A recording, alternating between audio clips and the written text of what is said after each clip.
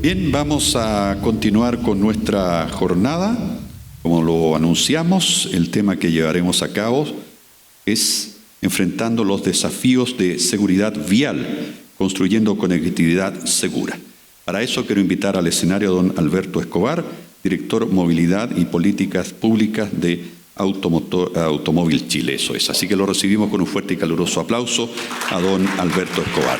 Gracias, bienvenido.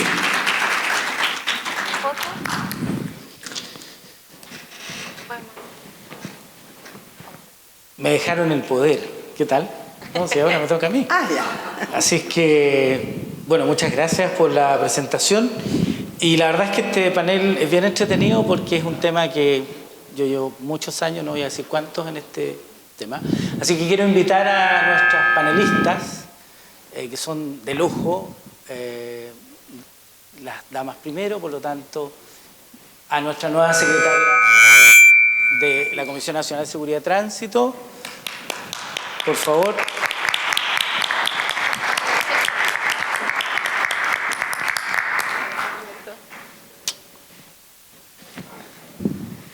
Generala, nosotros ya nos vemos tantas veces que me van a poner un uniforme.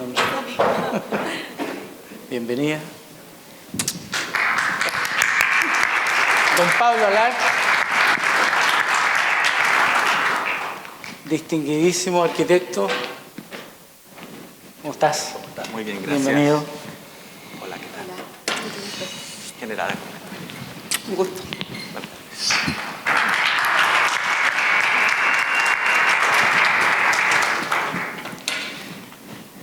Para hacer seguridad vial debiera haber más gente, ¿no creen? Definitivamente, sí. O es una mala señal de lo que opinamos como país de la seguridad vial, o la hora no es buena, esta es como la hora de los cócteles, así que son complicados. Oye, yo voy a tratar de hacer una breve presentación de cada uno de los panelistas. ¿Y Francesca está por ahí? Perdón, Francesca. Nada es perfecto.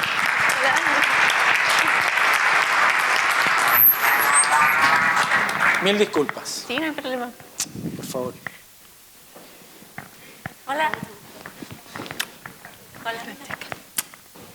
Se me había quedado la Francesca, y eso que habíamos hablado en la mañana, hasta de cómo se pronunciaba su apellido. Así que bueno. Y vamos a partir por ella, presentándola. Francesca Lucchini es ingeniera civil en Ciencias de la Computación, con un magíster en Ciencias de Ingeniería de la Pontificia Universidad Católica, y está enfocado en la estimación de percepción urbana con inteligencia artificial y aprendizaje de máquina. Lleva casi 2 años en CENIA, desempeñándose como desarrolladora de inteligencia artificial con, aquí hay una abreviatura, que no sé por qué en Chile usamos tanta abreviatura, no sé qué, y es directora del proyecto asociado a la UOCT, que todavía se llama UOCT, ¿no? Sí, todavía. Porque es la División de Inteligencia de Ciudades, ¿no? Pero está la UOCT. Ok. No estoy revisando el WhatsApp, sino que aquí tengo la biografía de mi queridísima Luz Infante, nuestra flamante directora de la Comisión Nacional de Seguridad de Tránsito. Y yo me voy a salir del libreto porque yo me siento muy emocionado porque, como yo tengo mis años, Luz llegó a la CONACET a hacer la práctica hace 10 años, more or less. Y hoy, 10 años, ¿no? 10 años. Y hoy día es la directora, así es que yo particularmente me siento muy orgulloso y creo que es un gran ejemplo de una profesional joven dedicada a algo que es tan importante como el servicio público. Así que yo te doy doblemente las gracias y la bienvenida. Muchas gracias, Alberto. Bueno, la Luz es ingeniero civil, ¿sí? Sí. Industrial, de la Pontificia Universidad Católica. Su especialidad es la gestión de proyectos de tecnología de la información y desde el 2012 ha desarrollado políticas públicas en temas de seguridad vial al interior de CONACET, donde ha liderado un montón de proyectos. No los voy a enumerar, Rodrigo mandó aquí una tremenda lista, pero una de las cosas importantes que nos tocó trabajar y hoy día está muy en el aire es la licencia digital.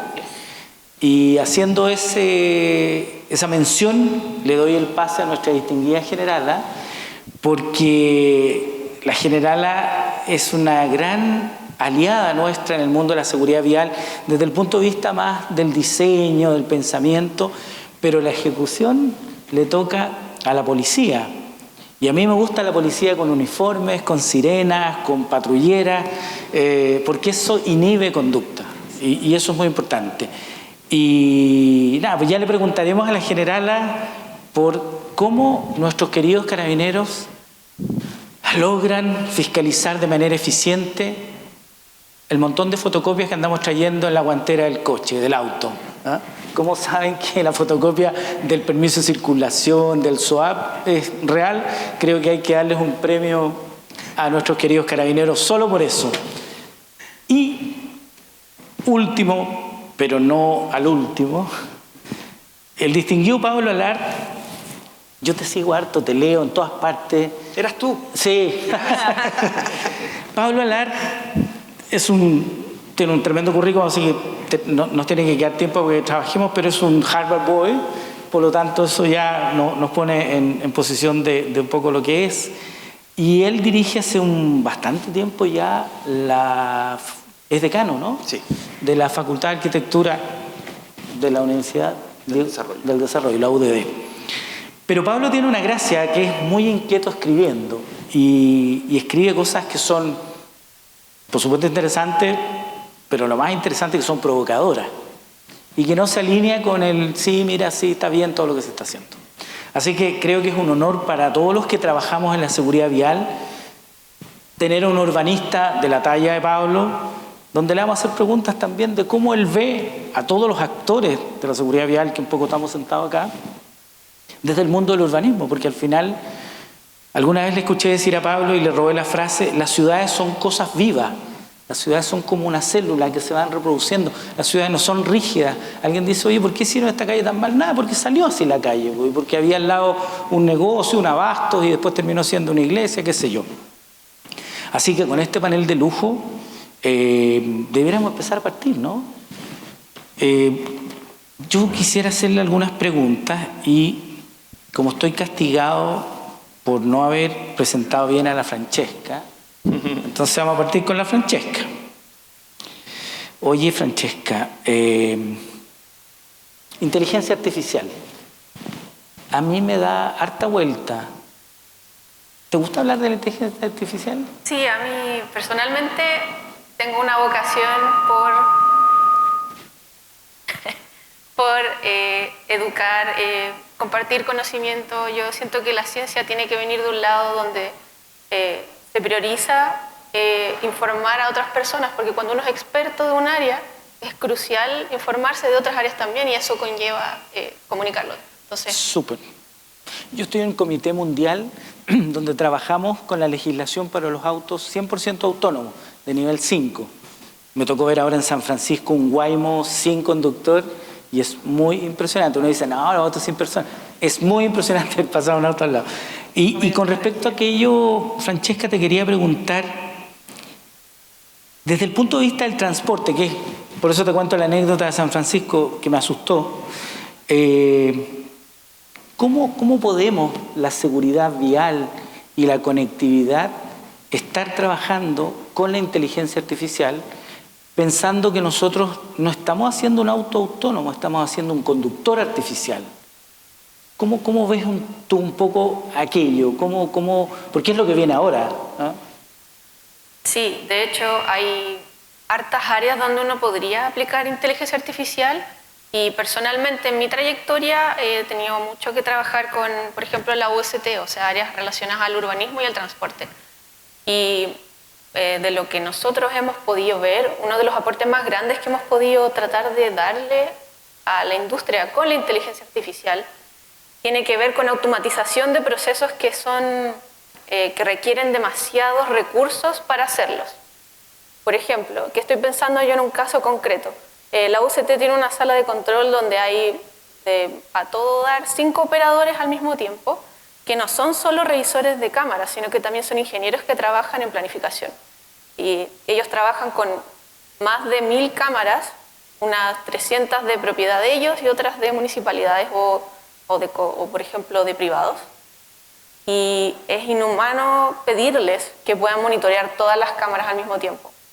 Y ahí es donde justamente queríamos entrar nosotros, como a levantar ese dolor y resolverlo automatizándolo de forma que podamos usar inteligencia artificial, que es algo que probablemente un humano podría hacer, pero requiere tanto tiempo que podríamos darle ese trabajo a un algoritmo.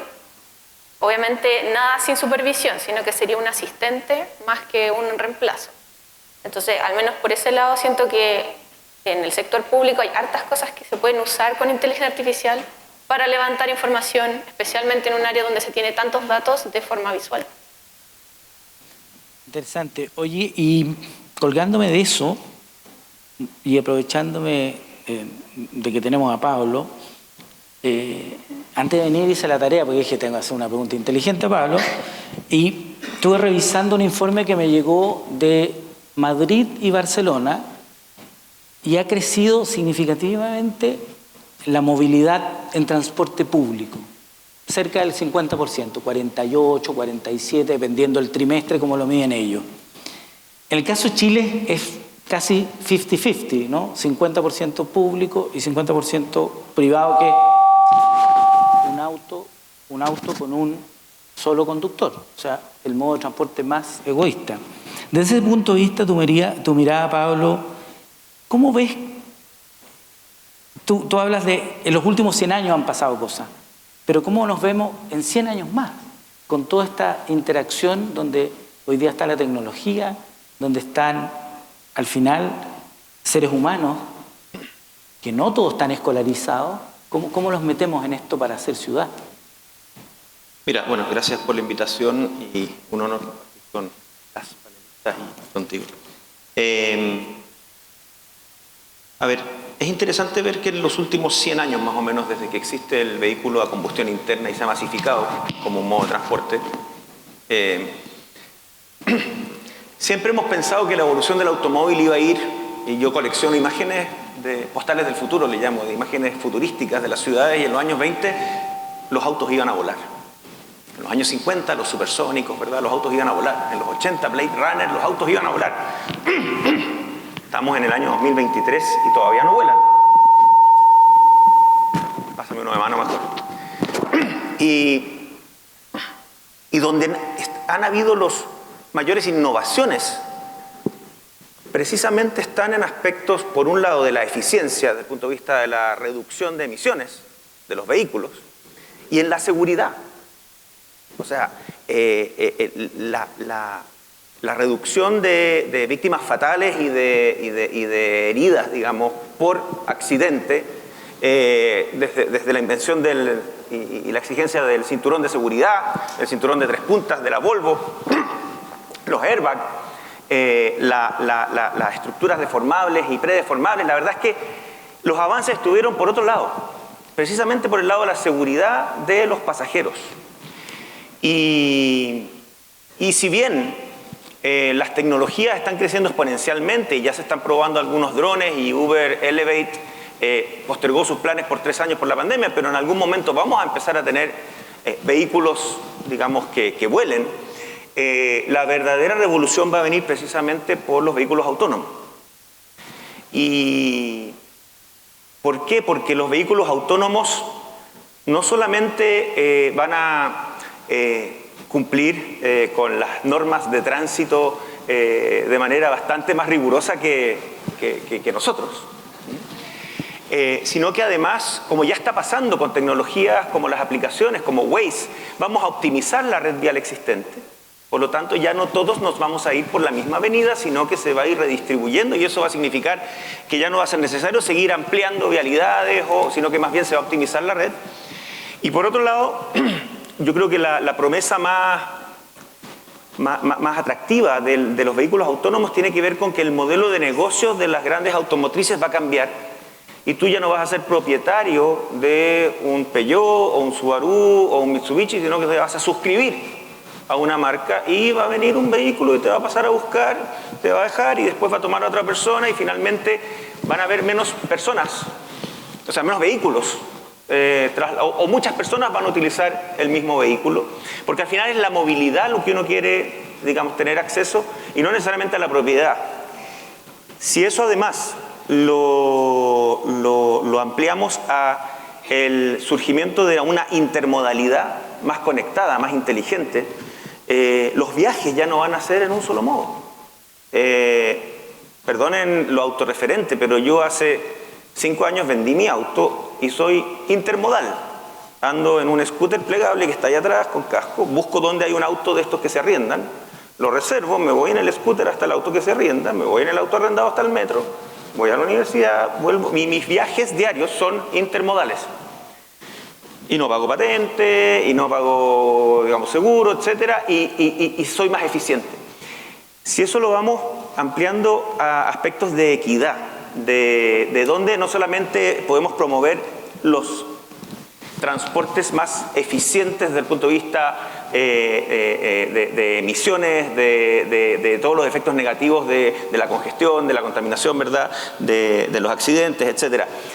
Y promovemos que la movilidad en los próximos años sea intermodal, sea inteligente y sea compartida, probablemente no solo vamos a mantener este 50-50, sino que eventualmente vamos a ver que el uso del vehículo particular individual se va a ver cada vez más limitado a los fines de semana o a viajes particulares, y vamos a tener una ciudad más compartida.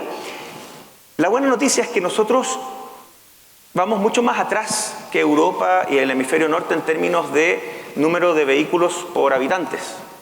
Y eso es una buena noticia porque, si bien obviamente en la medida en que la gente prospere va a querer comprar vehículos, el tema es que ojalá que lo usen para ciertos viajes y tengamos una partición modal que sea mucho más balanceada que la que ya van a tener que revertir países del hemisferio norte, que les es más difícil. Así que yo soy bastante optimista desde el punto de vista de cómo las tecnologías van a cambiar y van a hacer que optimicemos la ciudad existente. Interesante postura. Y iba a hacerle una pregunta a la generala, pero se la voy a hacer primero a la luz, porque a raíz de lo que dice Pablo y un poco lo que decía Francesca, la autoridad tiene que regular. Y un poco lo que nos adelanta Pablo es que vamos a tener, en algún momento vamos a convivir incluso conductores tradicionales con autos autónomos. Espero estar vivo para ver eso, cómo va a ser. Y va a ser un poco caótico. Entonces, ¿cómo desde la autoridad, la fiscalización electrónica, cómo la están mirando?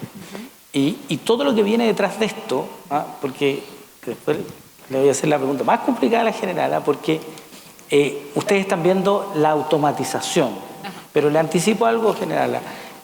Ustedes son la última línea, son los que van a estar ahí parando tal vez a un conductor y preguntándole cosas. Entonces, ¿ustedes cómo lo ven? Y después remato con la generala. Buenísimo. Sí, no, bueno, es muy interesante todas estas perspectivas nuevas que surgen de la automatización de ciertos procesos. Los vehículos autónomos son un desafío absolutamente de cómo se van incorporando después también a la cultura de la movilidad en el país, porque ¿cómo vamos a hacer de que efectivamente cumpla con la normativa? Hay ciertos también dilemas morales probablemente que vamos a tener que empezar a analizar para ir creando toda esa movilidad autónoma. Pero, bueno, en particular con las infracciones, para nosotros es muy relevante también tomar elementos tecnológicos para poder alcanzar y poder hacer algo mucho más integral de parte de las acciones que ya hemos coordinado con Carabineros, lo que hace el Ministerio, también los fiscalizadores municipales, que son elementos disuasivos finalmente para ir cambiando las conductas que obviamente están erróneas en el tránsito. En ese sentido, por ejemplo, puedo citar de que gracias a la fiscalización y este cambio de conductas, nosotros pudimos apreciar que con un programa de calles protegidas que se hizo desde el año pasado en el Ministerio de Transportes en coordinación con Carabineros, nosotros pudimos revertir la tendencia del alza que tenía la cantidad de personas fallecidas el año 2022. Es decir, mientras más podamos generar estas coordinaciones disuasivas, mejor nos va a ir con las cifras de fallecidos. Bien, en ese sentido, contar con programas automatizados nos va a fortalecer mucho más la labor y vamos a poder generar cambios conductuales como ha ocurrido en otros países. Bien, España, por ejemplo, Francia, que son como los más relevantes que siempre se mencionan. Y por lo mismo también, nosotros a través del control automatizado de velocidad Por supuesto queremos reducir la velocidad en las calles porque eso nos va a permitir reducir la probabilidad de los siniestros y también la probabilidad de personas fallecidas, porque obviamente el factor velocidad influye de una gran proporción en que haya personas fallecidas en un siniestro de tránsito. Por lo tanto, insisto en el punto de que para nosotros contar con la tecnología nos ayuda a fortalecer estos programas disuasivos que hemos ya estado trabajando en el Ministerio y que vamos a potenciar con tecnología. Perfecto.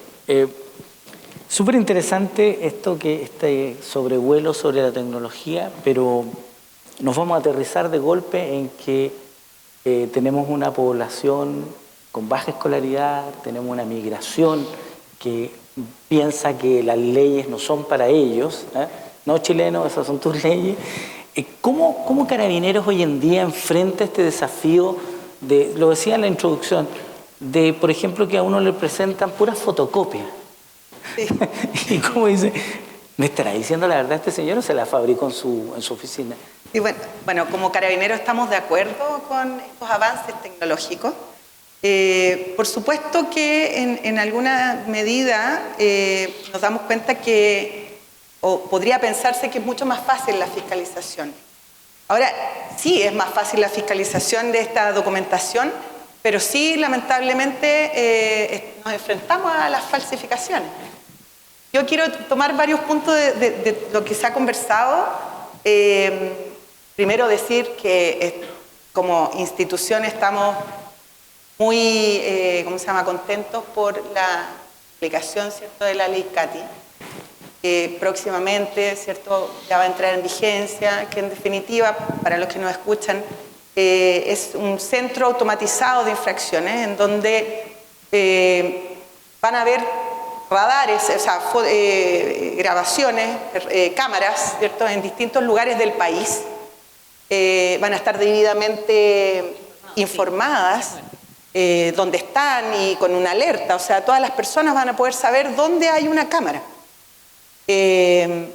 ¿Por qué estamos tan esperanzados como institución con esto? Porque ese dicho que siempre decimos, no podemos tener un carabinero en cada esquina.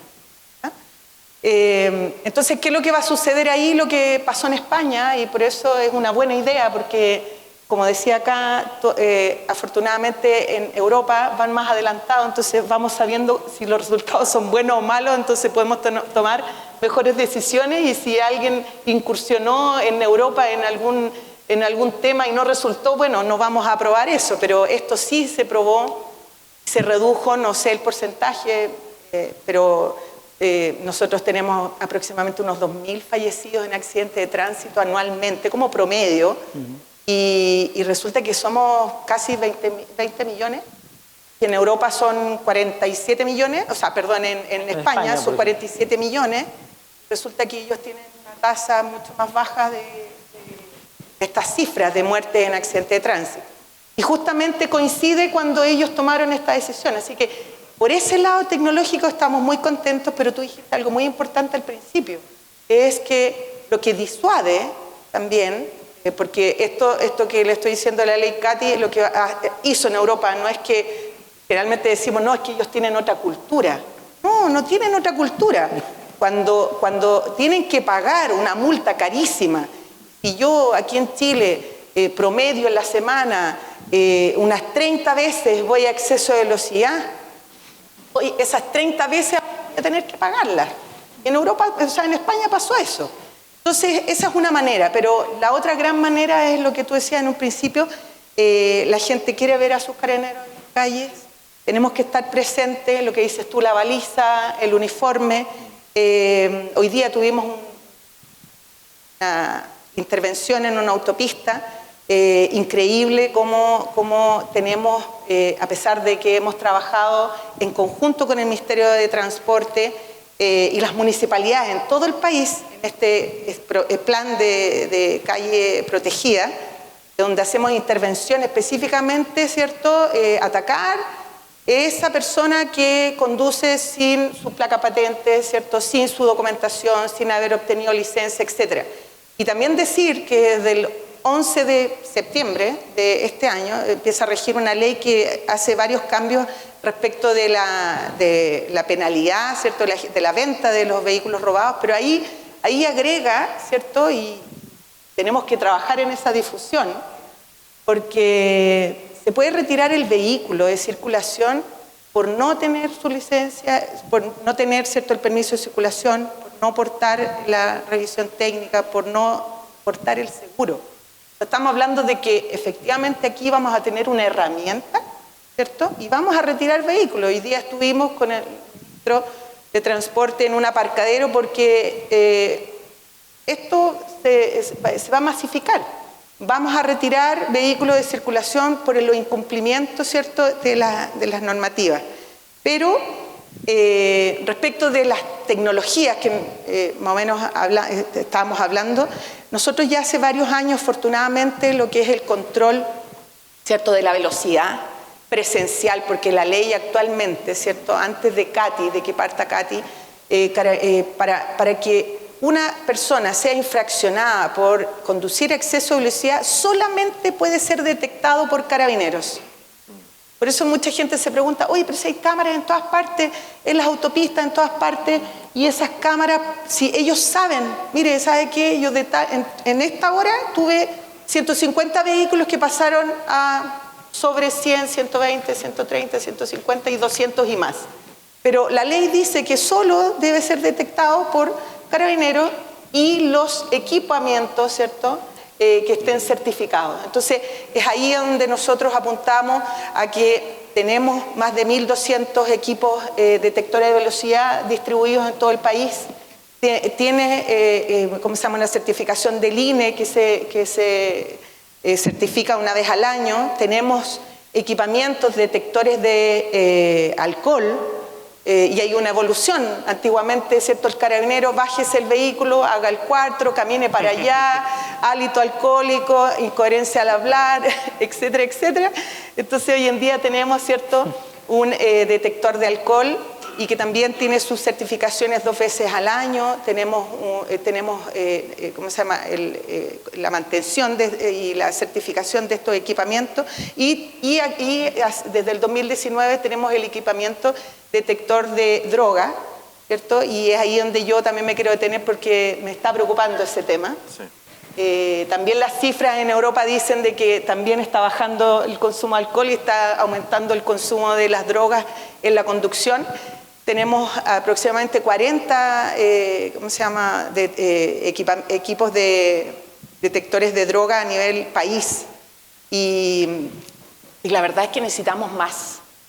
Y estamos viendo también con Senda ver la posibilidad de que este equipamiento, que es bastante caro, ¿cierto?, podamos nosotros buscar un equipamiento que quizás sea más barato, que podamos masificar esto, porque de verdad que cada vez las cifras, ¿cierto?, la tasa de conductores consumiendo alcohol han aumentado.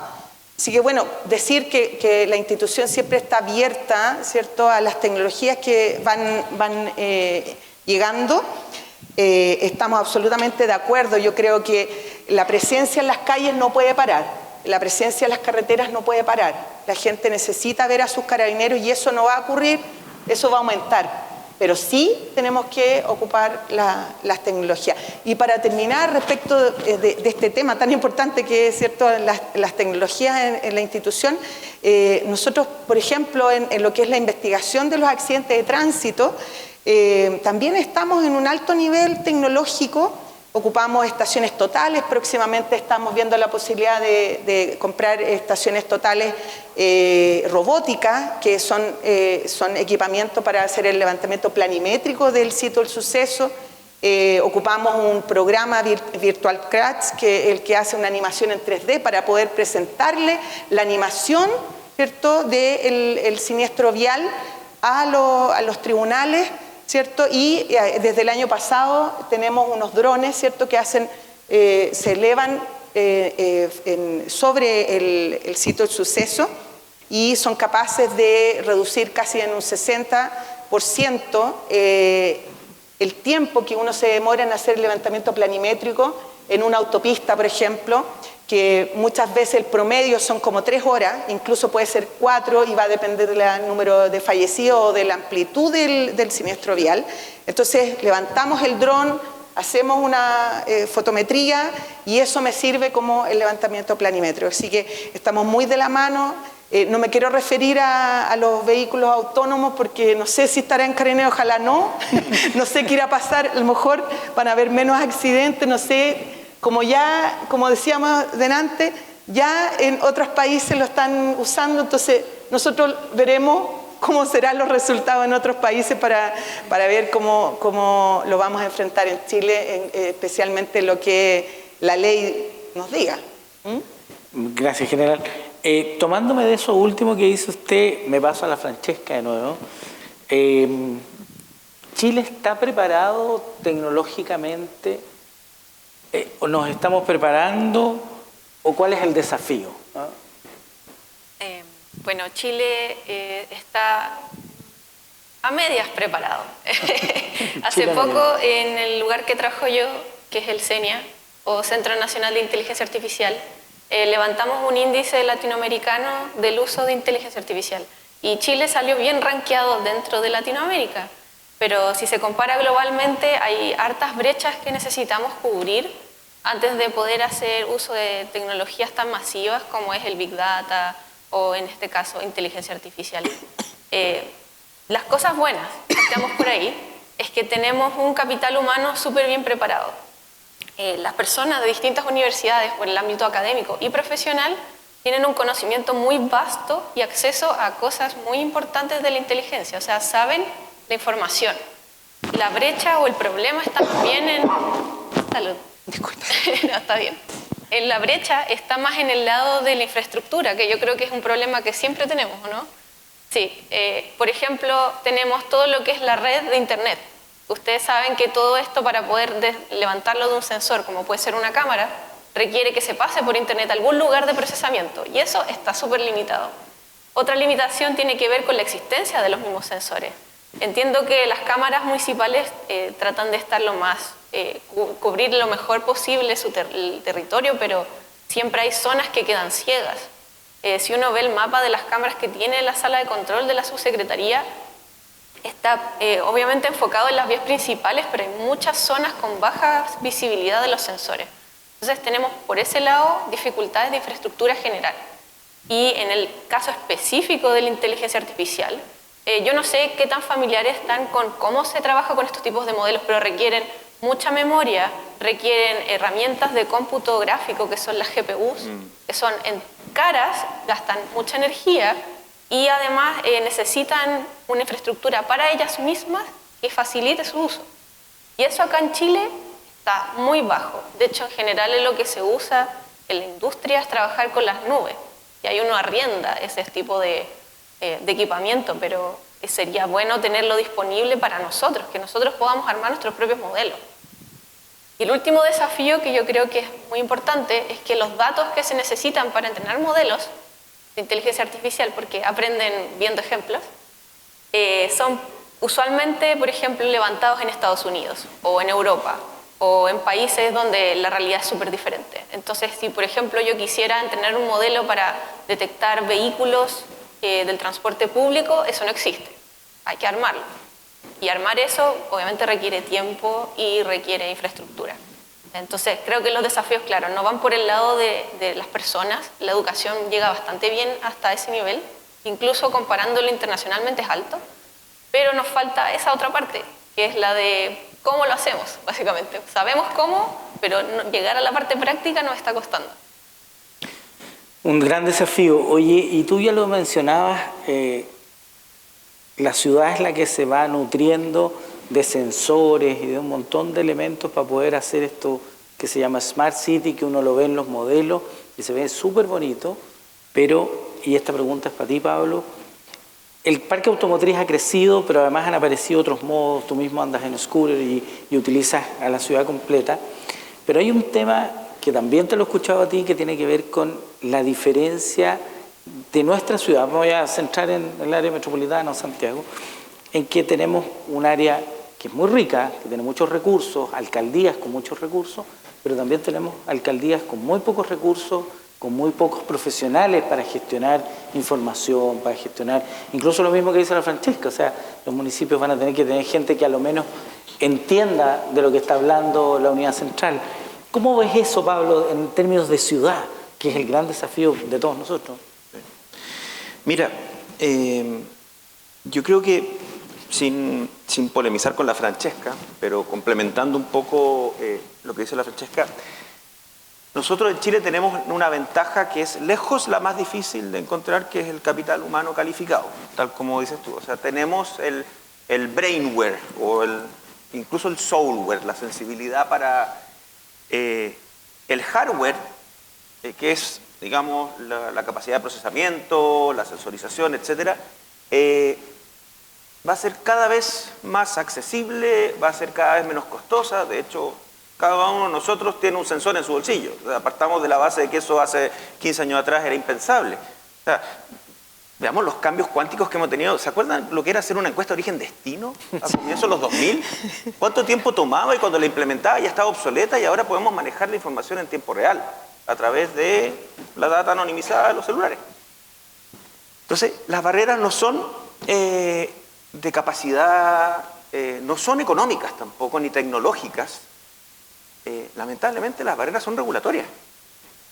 Estamos demasiado atrasados desde el punto de vista de nuestra legislación, y lamentablemente estos temas nos están empezando a sobrepasar a nivel crítico. El mejor ejemplo de ello es que Uber, Cabify, Didi están funcionando en Chile hace 11 años y todavía son alegales. No hemos podido todavía regular y, por así decirlo, capitalizar las oportunidades, reduciendo los impactos que tienen estas tecnologías. Entonces, imagínate lo que hacen los vehículos autónomos, imagínate, porque además el crecimiento de estas tecnologías es exponencial, va a ser muy rápido, la transformación va a llegar muy luego. Entonces, volviendo a tu pregunta respecto a las ciudades dentro de la ciudad, las capacidades, los recursos, si uno tuviese una capacidad de generar políticas públicas y legislación más proactiva, por ejemplo, el tema de la relación entre demanda de prestación de servicios versus capacidad de los municipios, bastaría con que dejara de existir el permiso de circulación por el hecho de poseer un automóvil, y dado que el 90% de los vehículos o más de Santiago ya tienen tag, llenar la ciudad de pórticos y que se pague por dónde se usa y que esos recursos queden en la municipalidad donde los vehículos están circulando, por ejemplo. O sea, tecnológicamente se podría hacer, habría que cambiar la regulación, la ley de rentas municipales, un montón de cosas, pero obviamente municipios como Renca, por los cuales pasan muchos vehículos por la autopista, podrían tener más recursos para poder implementar medidas de fiscalización, etcétera, si es que estaba asociado el uso del automóvil con el territorio y donde se está utilizando, porque obviamente un municipio donde hay pocos viajes y hay poca fricción y poco uso del automóvil, no van a necesitar tantas capacidades de fiscalización, etcétera. Entonces, la tecnología hoy en día permite hacer estas innovaciones, pero como dijo un profesor mío, lamentablemente planificar es humano e implementar es divino, y en la implementación es en donde nos estamos quedando. Pero yo soy optimista, yo creo que la tecnología va a ir forzando nuevas regulaciones que sean las necesarias, suficientes, pero no excesivas para capitalizar estas oportunidades. Oye, y súper interesante, y ese desafío de no pagar permiso de circulación. Perdón, y les cuento una infidencia. Esta idea de que el permiso de circulación se pagara por el uso y no por la pertenencia, y que fuera con pórticos en toda la ciudad, no es mía, es de Juan Carlos Muñoz cuando era académico. Una vez conversando con él, el ministro de Transporte. Entonces va a salir eso. Él decía, oye, ¿por qué no buscamos formas más innovadoras? Lo que pasa es que otra cosa es con guitarra. Sí. Pero él es una persona abierta a estas innovaciones, y lo voy a citar a él porque la idea es de él.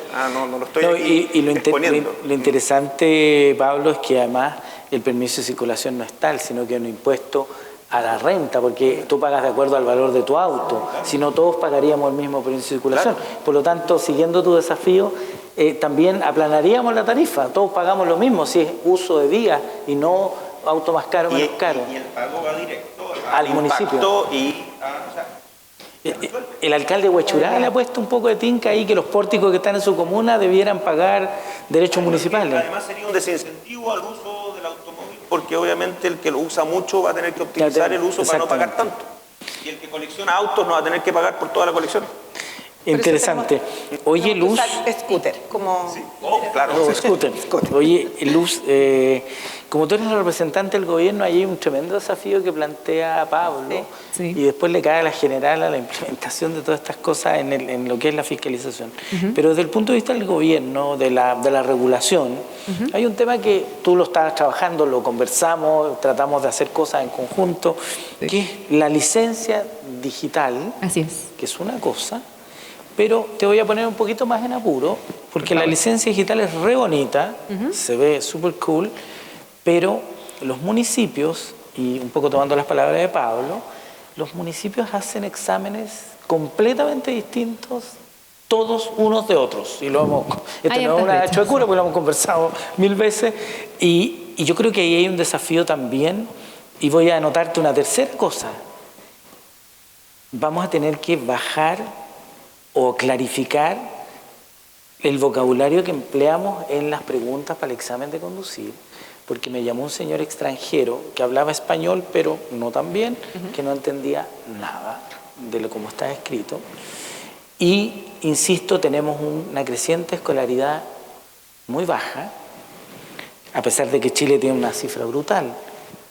Un niño de 4 años maneja 400 palabras, cuando sale de cuarto medio un niño pobre maneja 800, y para entender, no sé, lo que estamos hablando, tú necesitas del orden de 8.000, 7.000 palabras. O sea, hay como una ecuación que es fallida. Entonces, ¿cómo hacemos esto con respecto al tema de la inmigración, de la licencia digital? ¿Cómo combinamos esto, un poco lo que decía Pablo, la modernidad con la ruralidad que tenemos a veces nosotros los chilenos? Exactamente, no, excelente como pregunta y cuestionamiento. En primer lugar, también quiero referirme a un punto específicamente de las aplicaciones de transporte. El Ministerio ha estado trabajando fuertemente en la Ley de Aplicaciones de Transporte para poder regularizar todas estas condiciones de Uber y todas estas empresas que tienen esta forma de actuar que lleva como años un poco al margen de la ley, pero ya se está trabajando fuertemente, los reglamentos ya están siendo como trabajados en el Ministerio, por lo tanto ahí estamos cumpliendo con ese cometido afortunadamente.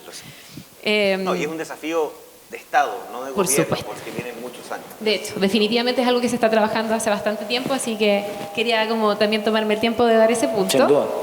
Y bueno, con respecto a licencia digital, bueno, es un proyecto que busca robustecer el proceso de otorgamiento de licencia principalmente. Bien, tenemos este mono que es bien entretenido con que ojalá en poco tiempo más podamos todos contar, las personas que tienen licencia de conducir y que pasen por el sistema que estamos creando, podamos contar con una imagen digital de la licencia de conducir en nuestros teléfonos a través de una aplicación gratuita que estamos desarrollando como Ministerio de Transportes. Y también en conjunto con Carabineros de Chile hemos trabajado...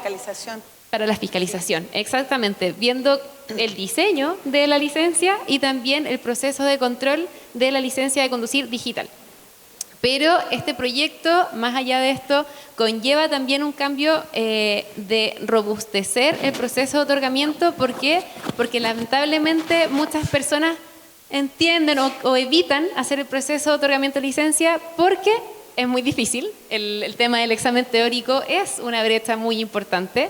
El año 2012 nosotros digitalizamos el examen teórico, lo hicimos electrónico y no sé si ustedes sacaron licencia antes de eso, pero se completaba un cuestionario que era muy fácil, que era en papel y que incluso muchas municipalidades usaban el mismo, lo borraban y se lo pasaban después al otro postulante. Así es. Por lo tanto, el porcentaje de reprobación era como de 1% con error del 1%, es decir, nadie reprobaba. Y con este nuevo examen, la reprobación, por ejemplo, en el caso de las clases profesionales, aumentó un 60%. Por lo tanto, hay una gran parte de personas que le tienen mucho temor al proceso y ha empezado a conducir en las calles lamentablemente sin licencia o con licencias fraudulentas.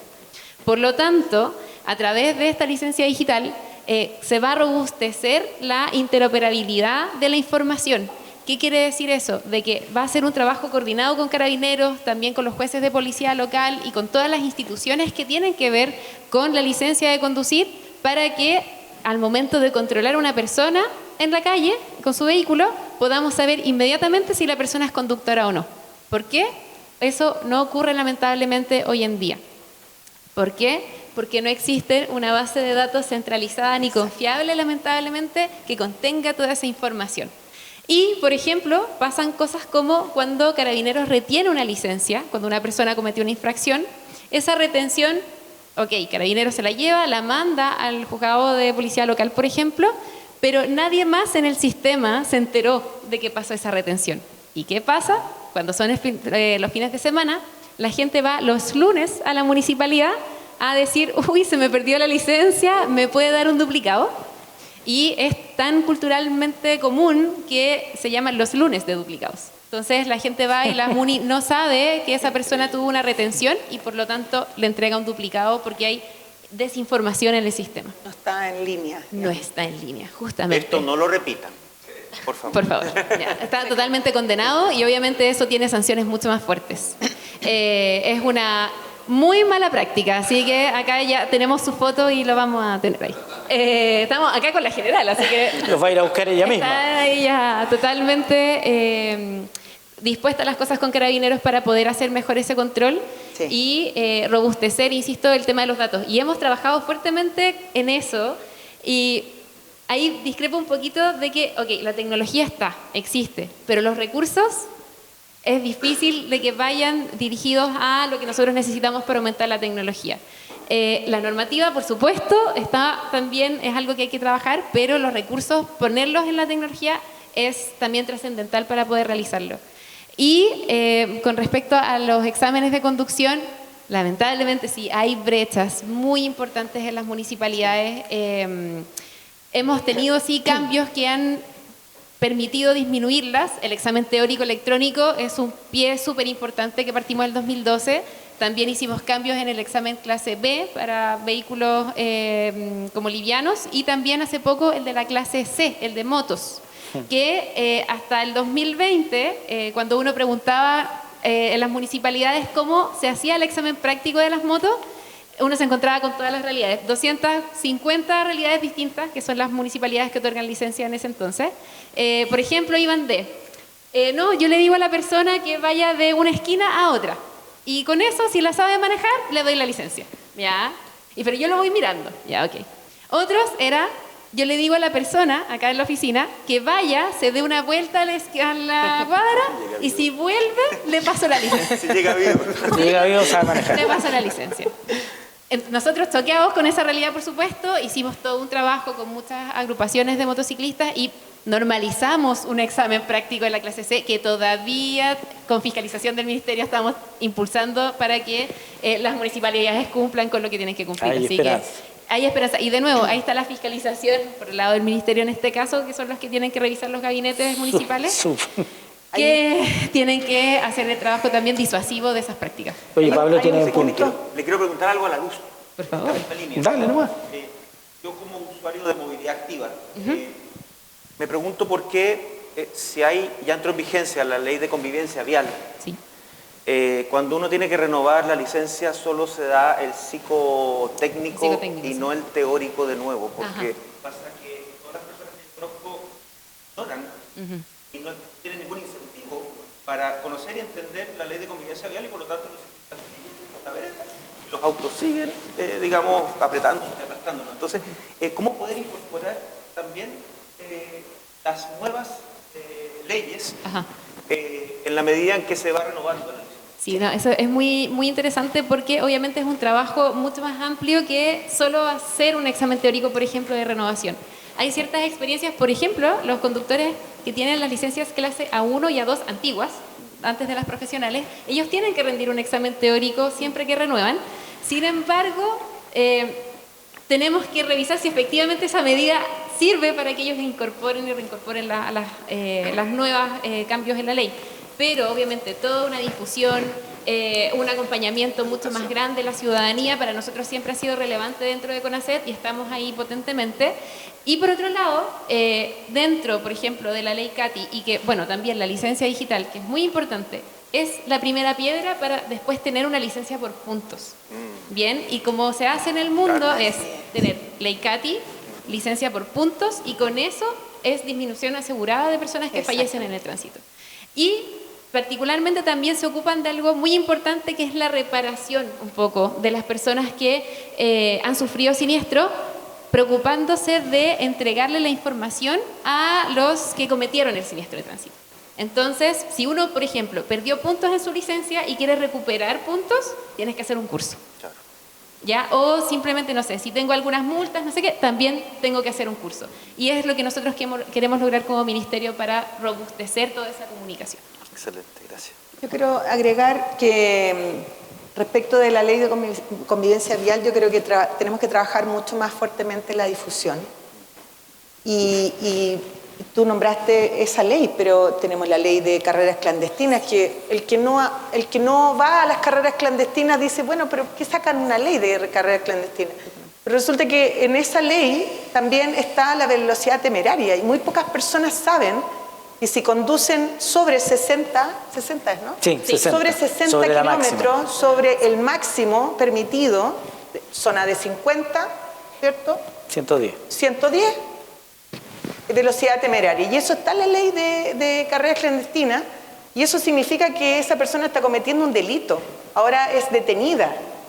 Entonces, esos pequeños detalles, y qué bueno que lo señalaste, tienen que ser incorporadas porque hay mucha gente que desconoce esto. Por ejemplo, esta ley que le está nombrando, que salió publicada ya, está en vigencia desde el 11 de septiembre, una persona le pueden retirar su vehículo, o sea, va a estar sin su seguro obligatorio, tan simple como eso, y le van a retirar el vehículo.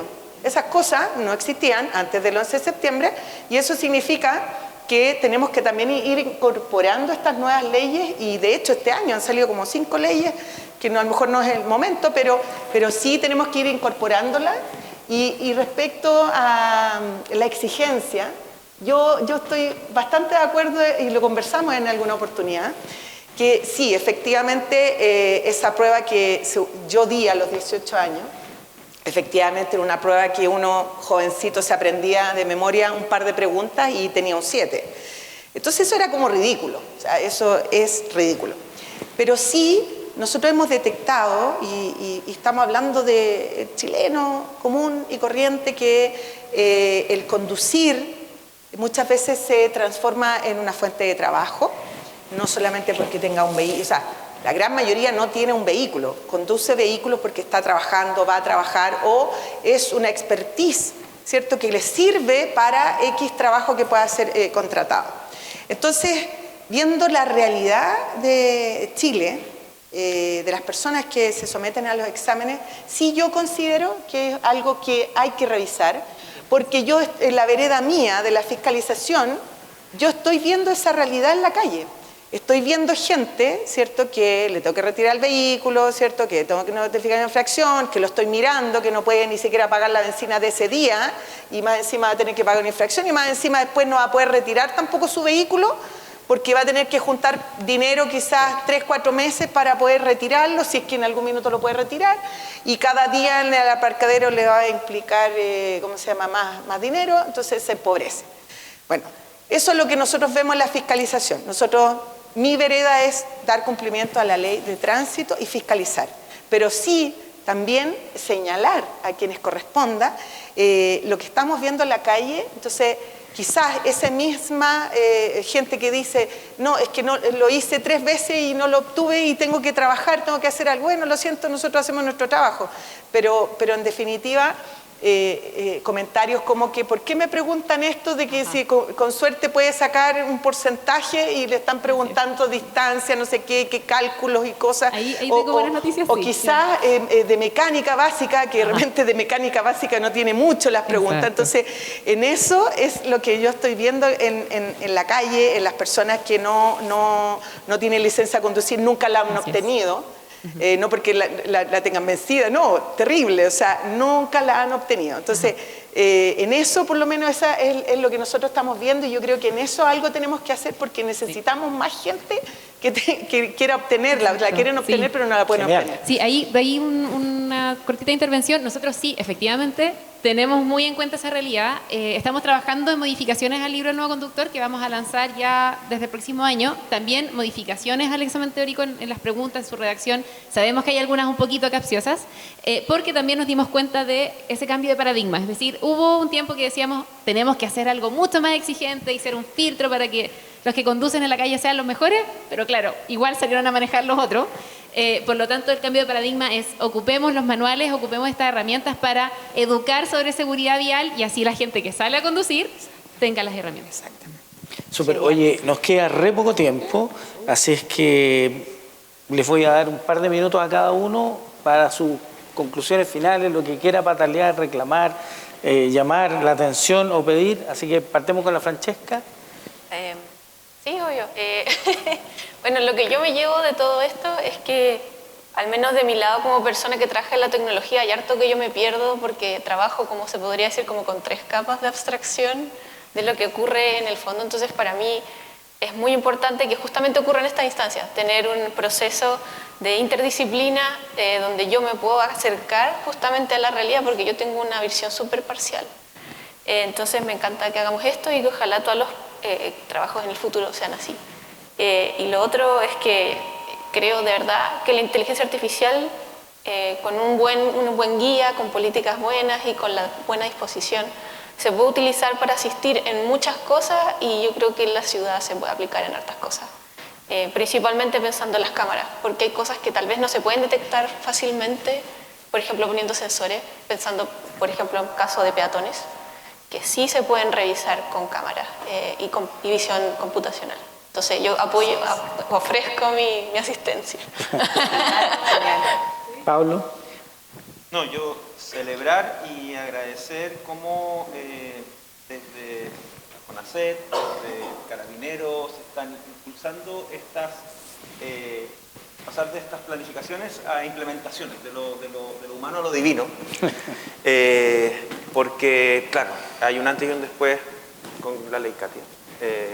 Así como va a haber un antes y un después en la medida en que vayamos implementando las licencias con puntos y todas las cosas que hemos conversado ahora, porque esto al final es garrote y zanahoria. O sea, claramente siempre va a haber formas de evadir, de eludir, y creo que ahí la tecnología puede autorregularnos al final, porque si te van a empezar a castigar cada vez que pasas la velocidad máxima y vas perdiendo puntos y todo al final, creo que genera una posibilidad de una autorregulación de los usuarios que también va incrementando nuestra cultura cívica. Y en cuanto a la cultura cívica, yo quiero agradecer y homenajear a Carabineros, porque a mí me ha tocado ver conductores que cuando son controlados, etcétera, inmediatamente sacan el celular y empiezan a increpar al carabinero, y se ha perdido ese respeto, ese temor, digamos, y creo que es muy importante, tal como decía la generala, para los ciudadanos de bien, que ustedes estén presentes, que insistan en la fiscalización, en el control. Eso es irreemplazable. Y agradecerles porque pucha que tienen paciencia, porque creo que los conductores lamentablemente han cambiado mucho, y en los últimos años también el respeto a la autoridad ha sido, digamos, por así decirlo, puesto a prueba. Y han sido muy resilientes, y creo que estas tecnologías van a ayudar también a volver a recuperar esa cultura cívica y ese respeto. Y un tema que quedó afuera, pero solo lo quiero dejar planteado porque eventualmente puede que estén trabajando en la CONACET, y que tiene que ver con la electromovilidad, que no hablamos, y que a mí me preocupa, que es la siguiente. Hasta ahora no he visto señales, y ahora en abril ya comienza a regir la ley de almacenamiento y electromovilidad, por lo tanto ya vamos a tener un incentivo importante para el aumento de la electromovilidad.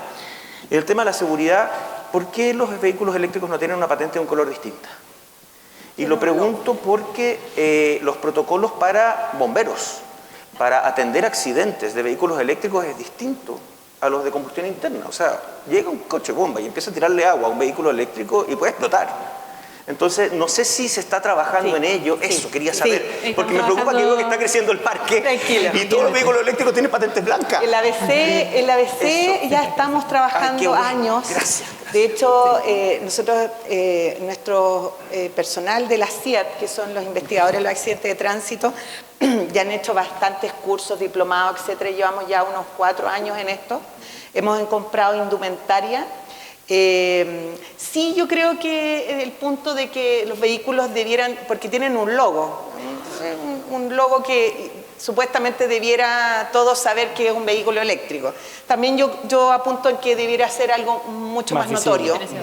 Y pensando en la seguridad del ABC, o sea, pensando en carabineros, bomberos, ambulancia, claro, que cuando llegan a un siniestro vial con un vehículo eléctrico, saber si es eléctrico, porque las medidas de seguridad son distintas.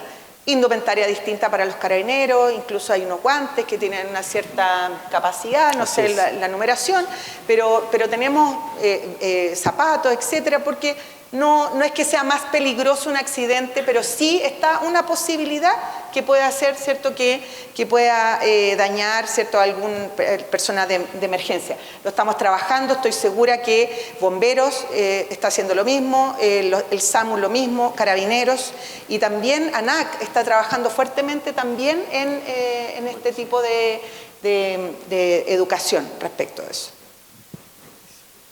Ya, pero usted tenía su palabra que no es la respuesta a mi pregunta. No era que esa. cada uno tenía la última yo palabra. solamente dar las gracias a la instancia. Gracias por las felicitaciones. Aquí tenemos jóvenes que se están formando en tener esa paciencia. ¿No? Porque uno trabaja, o sea, estudia 4 años, ¿cierto?, para egresar ahí, para tener esa paciencia. Bueno, dar las gracias por la instancia.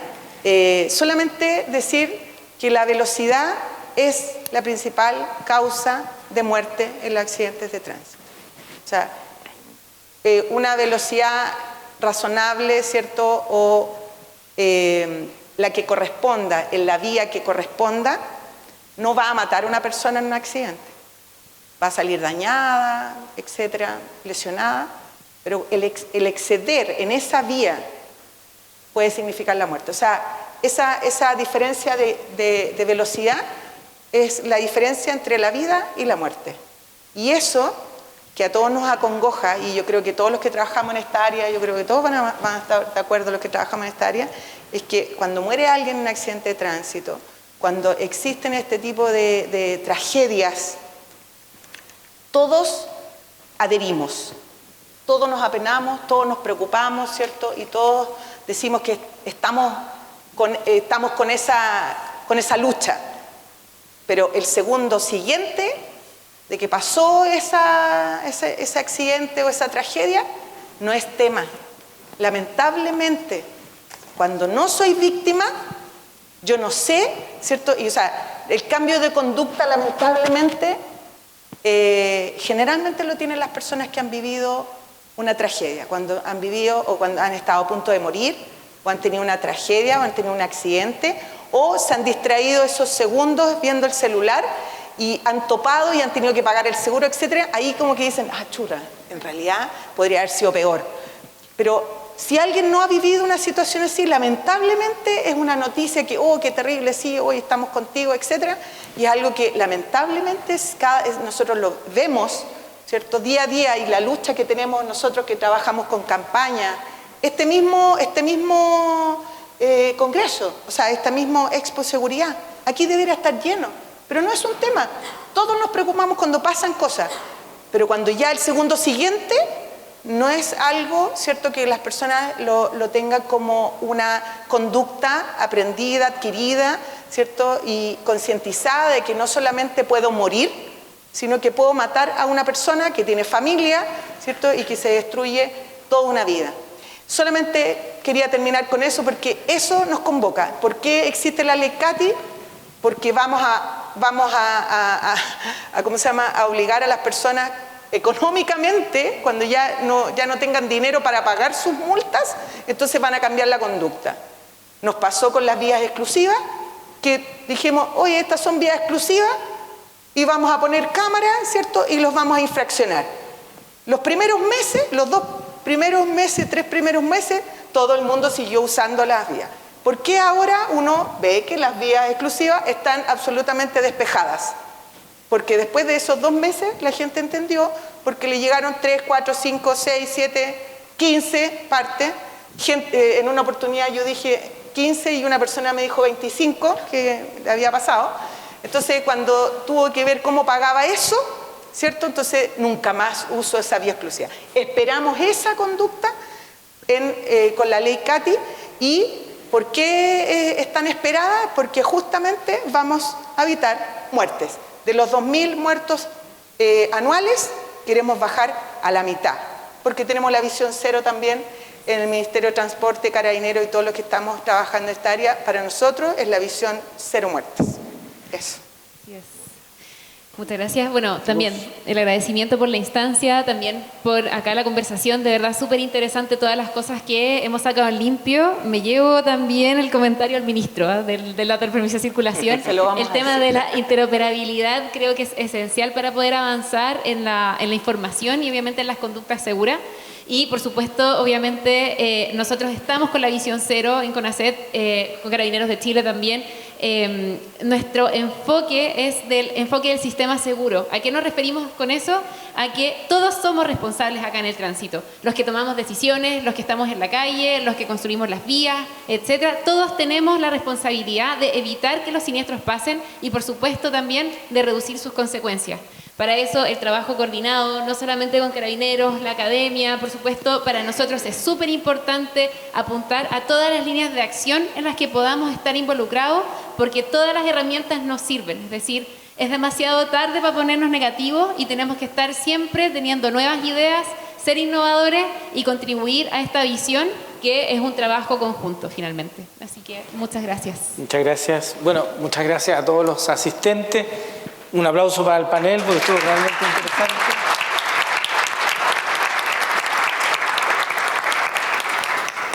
Así es, reiteramos nuestros agradecimientos a este excelente panel compuesto por Francesca Lucchini, Luz Infante, a la generala también Marcela González y a Pablo Alar. También queremos agradecer a nuestro moderador, don Alberto Escobar, por habernos acompañado. También quiero informarles que todo lo que se ha hablado en estos momentos se ha grabado, así que para los que no estuvieron lo van a poder ver en alguna parte. Así que ya les llegará la información correspondiente. Nuevamente les agradecemos con un fuerte aplauso. Les invito a una fotografía. Ahí les van a tomar la fotografía. Y a todos los presentes, a nuestros auspiciadores, colaboradores y patrocinadores. Con esto damos por finalizado el primer día del Congreso Internacional de Seguridad Integrada en Seguridad Expo 2023. Quiero invitarlos para mañana a las 10 de la mañana, que será el último día de exposiciones, comenzando con el bloque panel número 4, que lleva como título Aumento de los ciberataques, sostenibilidad de un sistema nacional de ciberseguridad, que comenzará en este mismo salón a las 10 de la mañana. Así que los esperamos mañana a las 10 horas. Muchísimas gracias y ahora sí que tengan un excelente regreso a casa y conduzcan con precaución. Ya lo dijeron aquí. Gracias, buenas tardes.